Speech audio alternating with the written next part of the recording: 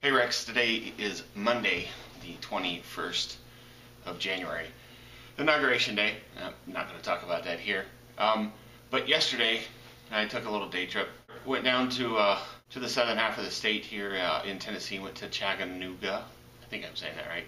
Went to a place called Lookout Mountain. There's several places there. The first place I went to was a place called Ruby Falls. It's like 170, 140 foot waterfall that's underground. There used to be caves and tunnels in Lookout Mountain that the people of Chattanooga would explore in the late 1800s, early 1900s. In 1905, they ended up having to close one of the entrances off because they were building the railroad through the town, which is one of the reasons why the town is still there, because it became a huge hub for railroads in the South. But anyway, so in the 1930s, this one guy decided that he was going to try to open up access back into the caves.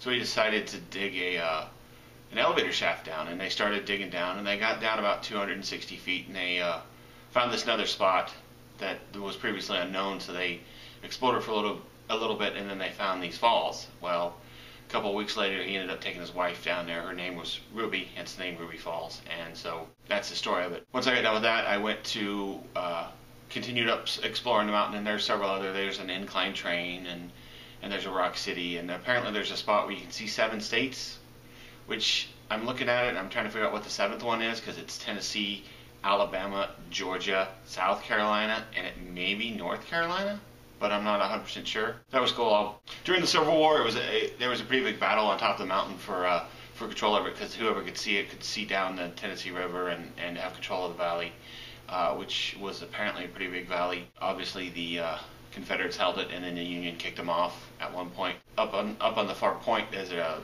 monument, a national monument called Point Park. It's kind of cool. I showed a video of it. I'm going to show it to you. One thing that I found interesting, last time you were out, we went to another Civil War monument, battlefield site, and it's the second one I visited. I find it kind of interesting because growing up, in Kansas in the flatlands, we didn't have very many Civil War battles out there, but we did start the war. If you don't believe me, you can look it up, but I'm pretty sure you know the story anyways. So yeah, it's interesting to me how little I know about the actual Civil War, because it didn't really take place in us, so we don't have these places to go and see in the monuments. I know you've been to Gettysburg and a couple other places, I think, and it's just something that, growing up out there, we don't have. Our only historical monuments and things like that are wagon tracks that are still in the ground from the from the push west and things like that, the Dust Bowl. We didn't really have these Civil War, Revolutionary War, we don't have those monuments out there to go visit and learn history from. So I kind of found it interesting that was the case. It's a beautiful city, so I need to get down there some other time, spend some more time down there. I think it's a pretty cool little drive in. I got to go through a mountain pass with no tunnels, but I think if there would have been any, that would have been 5, not 4.